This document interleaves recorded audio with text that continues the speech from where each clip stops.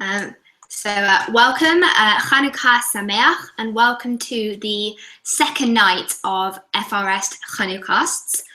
You can see the schedule for the rest of the week's Chanu-casts on the FRS homepage, and I hope you'll join us every night. In the meantime, welcome. If you're just arriving and you're watching on YouTube, you can introduce yourself in the comment section below so that we know who's with us. In the meantime, my name is Deborah, and I am your host for this evening. And I'd like to start. I was watching a BuzzFeed video this week where they interviewed a group of non-Jews, and they asked them to explain Chanukah. So the individuals on the screen told us various things. They talked about what Jews ate. They talked about why we celebrate Chanukah, why maybe we celebrate Chanukah at this time of year.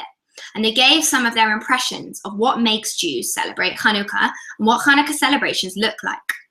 And one of the hotly contested topics was the number of candles on one of these, Chanukiah.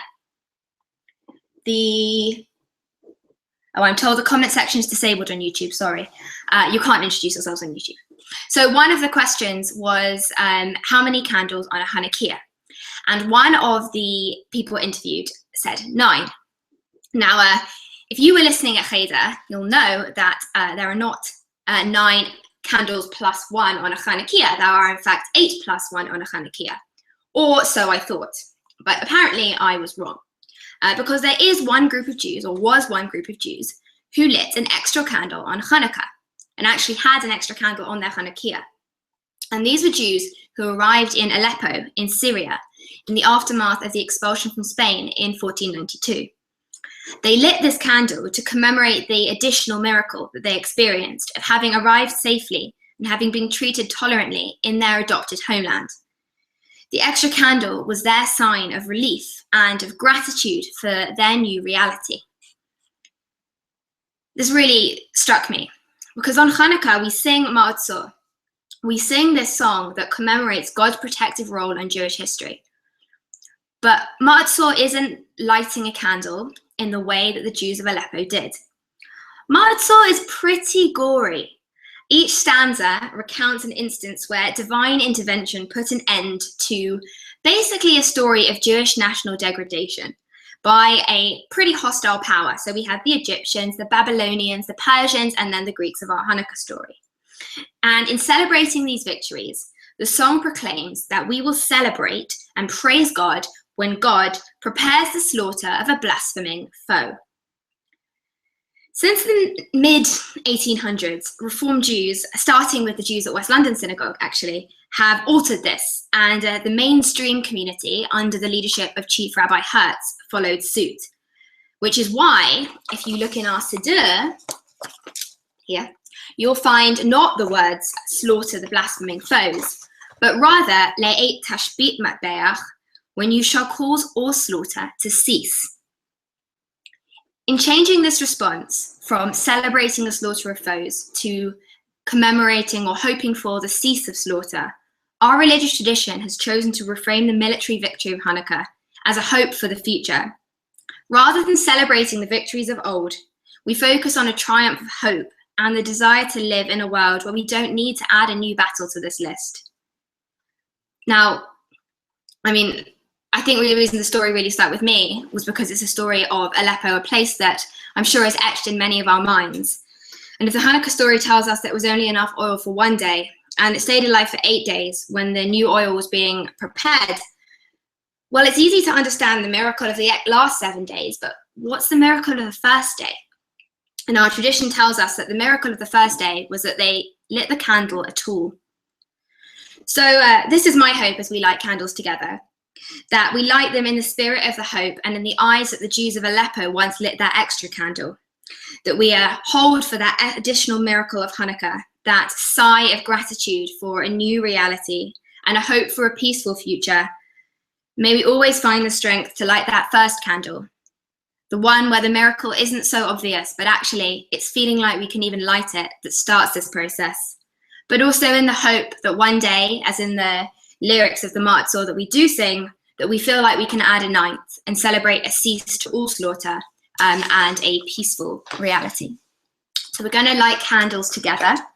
If you have your Siddur in front of you and you wish to follow along, you can do so. We are lighting together on page 375. Let me just move my Chanu-casts into position. There we go. Okay.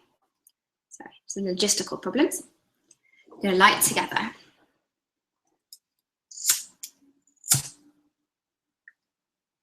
Baruch atah Adonai Eloheinu melech haolam asher kitshanu b'mitzvotav v'tzivanu lahadlik ner shel Chanukah. Baruch atah Adonai Eloheinu melech haolam she'asa nisim lavotenu bayamim hahem ubazman hazeh ma'otzo yeshuati lechana el shabeach tikon beit tefilati v'sham todah nazabeach letashbit matbeach mitzaham nabeach az egmor b'shir mezmor Chanukah hamizbeach az egmor b'shir mezmor Chanukah hamizbeach. I'm going to move that.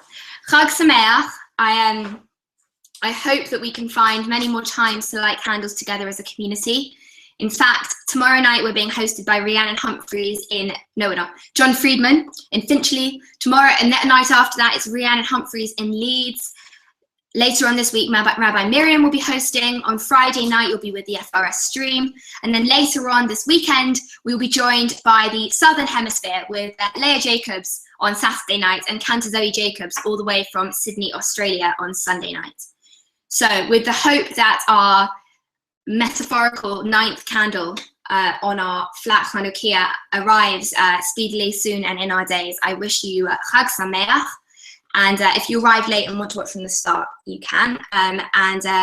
Good night.